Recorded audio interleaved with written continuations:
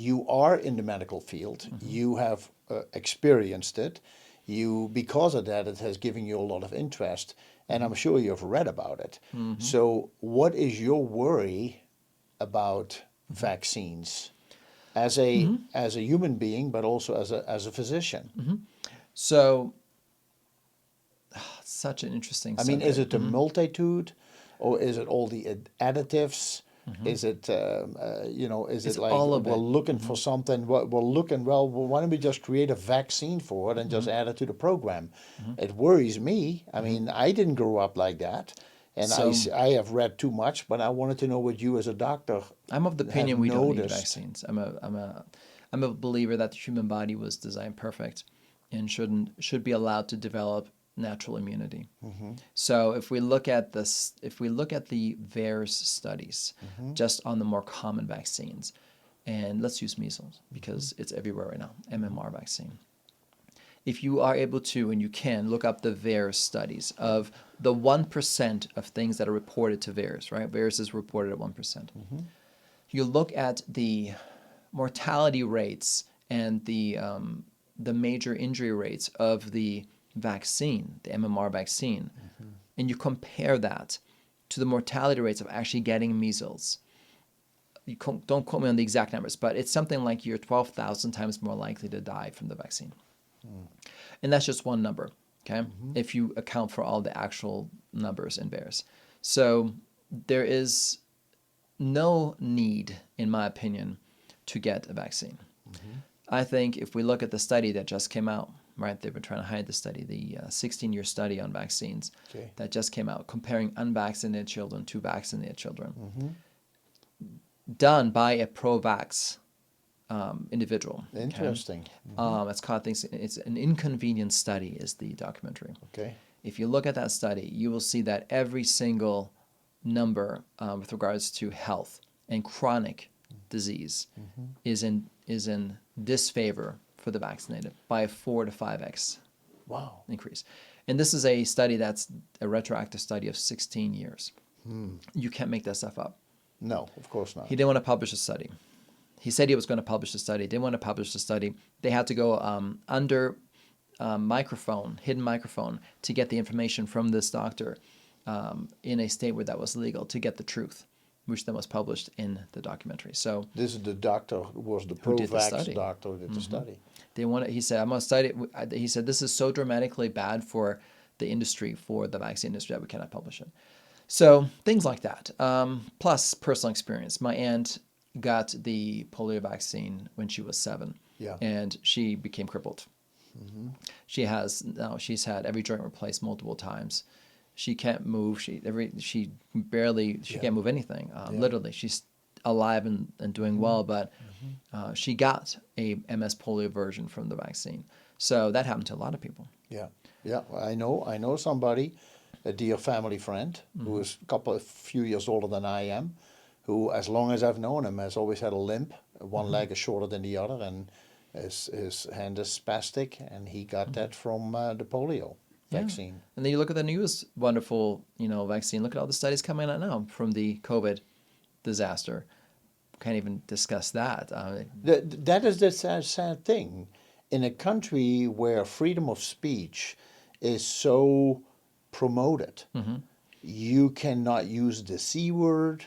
You can use the cancel word. Nobody's going to see this podcast or this vlog if we use those words. Exactly. Because they don't want the truth out it there. gets flagged, and it shouldn't be that way. Not in this country. No, but because it's just information. There are people who will hear you talk about it, me talk about it, and will say, "Okay, I'm going to push the button right here. I'm not going to watch the rest because these people are clearly streaming against me," and that's not what we want. We want people to know, and we're open to hear other people's opinions. We want the opposite. Yeah. We are pro-humanity. We're pro-health. Yeah. All we do, if you go into the medical field as a dentist or a doctor or as a, even an information blogger, which is very, very important these days, you want people to be healthier. All we do is we're not trying to make money off of this. We're trying to help people make the best decisions for their health. So for the last 5 years, when I look at somebody's mouth, and this is clinical data, this is something that I can say, because I'm a full-time dentist, Yeah. I look at your mouth. I can within seconds I know if you got the vaccine, the more recent one, within seconds. And I've never seen such unhealthy gums so early on in life for children. And if you don't get mad that this is happening to humanity, you cannot be my friend. Just sorry, but if you don't see that this is doing so much harm to the population, in my opinion, on purpose, then we don't have much to talk about. We're not going to talk sports in your favorite team or your business if this is something you're okay with. Because when I see inflammation around every single tooth on the, I call it the end point capillary system, right? Where the blood flows and then it turns around and it comes back. Yeah. That last little turn where you have the smallest blood vessels, the capillaries, Yeah. those are all inflamed because the blood is thick and clogged, and the red blood cells stick together, and you have chronic inflammation of your vascular system. Okay, when you see that on nearly every single patient who became part of that experiment, Now you're talking about vaccines in general, no, or just the last one. COVID vaccine? Just the COVID one. Okay. If you see that, and why would I, as a doctor, not point that out or notice that? Why would I have to even be concerned about mentioning that to somebody, right? Why should there be a threat by the system of a dentist observing these things and raising a little bit of a red flag? Hey, I noticed that every single person who's had this vaccination, day one, 3 years later, still has the same major inflammation of their gums, bleedy gums. Bleedy gums equals, direct connection to your system, leaky gut. Everybody. Are Why these would I- also patients of yours who themselves are in the dental chair and say, I've been having a lot of dental pain or gum pain, or often they don't even feel the pain, but you can see the inflammation? They don't feel it. No, Huh? they're unaware. They're unaware. They're huh? unaware.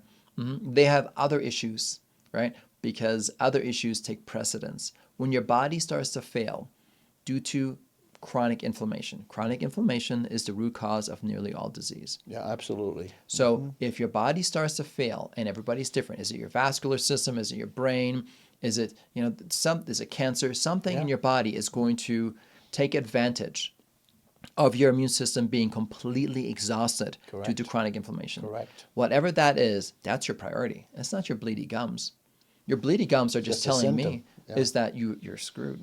You have something going on. Yeah. And I haven't found a solution to fixing the cause, but I have found through people like you as well, ways of treating it, right? McCullough protocols, things like that. There's ways of treating the symptoms. It's like we're almost being pushed into allopathic medicine because we can't reverse a DNA change. Yeah. The McCullough, you say McCullough McCullough protocol is and that is the bromelain and the nattokinase. It's and the, always changing, yeah, but that's... Oh, it is changing, Yeah, because okay. he has a nice website, and they're doing research all the time, which is great. Yeah. And they're always changing it, and they're always updating it, because research is actually coming up now, right? Yeah. They just put a black label on it, a black box label, which is like, you can die from this. Great.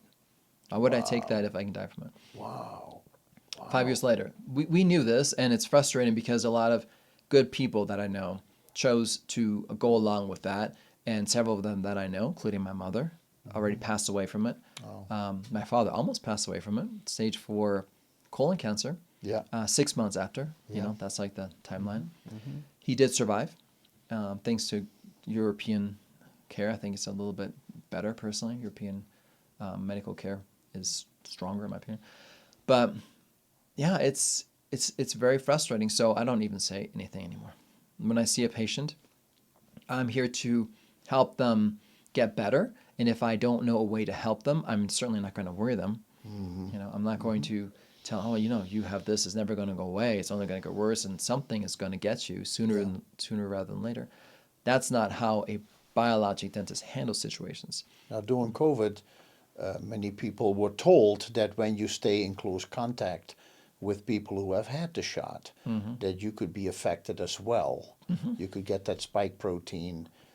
is that also therefore you see that in the mouth of people who never had the shot, but who have been surrounded by family members or spouses. It's You a know. really good point, Jacob. This is the main confusion they are on purpose introducing. People like me, like most biology dentists, Dr. McCullough, you, we've been fed so many different reasons for what is going on that they're creating confusion. They're creating confusion. And so there's things like The Invisible Rainbow, right? A wonderful book on EMF. I feel EMF is probably the root cause of everything. Then there is the books on the truth of viruses, right? There's many. Virus Mania is one that I like. But Virus mania. Virus Mania, yeah. So we can't prove the existence of a virus no matter how hard we try. Okay. We can't. There's been studies I done thought where, that viruses are part of life. yeah, well, virus is something that they define as whatever it may be, and Yeah. that it's bad. It may not even be bad. It could be DNA fragments floating in the air. Yeah, you bet. But when I have the flu, I can't get you sick. There's been studies showing that I cannot transmit the flu from me to you. That's been impossible. So that doesn't go along with the the contagion theory, which Yeah. is another good book. So the problem is that we don't really know exactly what it is. But here's the facts. When I worked on patients in Atlanta, Georgia, when I worked 4 days a week after the COVID adventure, by the end of the fourth day, I would have bloody noses. No way. Bloody noses. Wow. And that's never happened before. Huh. I would take a week off, no bloody noses. It's only when I worked on all these patients. So what does that mean, right? Is shedding real? It seems like whatever it is that is being transmitted to the person is real, because it's exhibited in me getting bloody noses all the time. Right. So what is that? Is it EMF? Were you is it also shedding? more exhausted at No. the end of 4 Gosh, I don't work that days? hard. What's that? I don't work that hard. Okay, well, I thought I take maybe my time maybe and- the effect was also, like you mentioned, inhaling the mercury really made you dizzy. Oh gosh, no, we take extreme precautions as biological dentists. We'll talk about that in a second. Yeah, okay. Yeah, we don't do mercury vapor at all. I don't cut mercury. I cut around the mercury. So we never actually create mercury vapor anymore. Right. Okay. But no, 27 years of doing it, and only the last 4 years when I work 4 days a week on patients caused this problem. And so shedding, whatever that may be, in my experience, is real. And I see it here as well. I just only work 3 days a week on purpose. And then I detox and I eat a certain way, and I try to create a very resistant body, a very strong human body. I think what we really end up needing to do is to prevent a weak immune system. We got to prevent chronic inflammation. We got to prevent toxicity that we're surrounded by. The air toxicity, the water toxicity, the food toxicity, the mental toxicity of negativity and people. So if we create the strongest human being that you can be, and this is what I teach now, that is really the best way to live the longest, healthiest life, right? Healthspan, not lifespan. Yeah. So Correct. 3 days a week for me as a dentist is it, on purpose, because it's all I can take in toxic wise, and then I consistently, gently detox it, and then I focus on a very strong, positive mental attitude. So I'm a hopeless optimist. I think that's very, very important in life. And most people who come see a dentist are very depressed, sad, unhappy, frustrated, and we as professionals internalize that. We become part of that negative energy. And that does affect you after 27 years of somebody saying that, sorry, doc, it's nothing personal. I just hate coming to the dentist. I hate seeing you. This is the last place I wanted to be. Yeah. Now that affects people, in a very negative mindset wise. And when your mindset is broken or compromised, everything else starts to fail. Yeah. So we build the mindset. We detox the waters, right? We drink healthy water. We detox the air. We avoid EMF.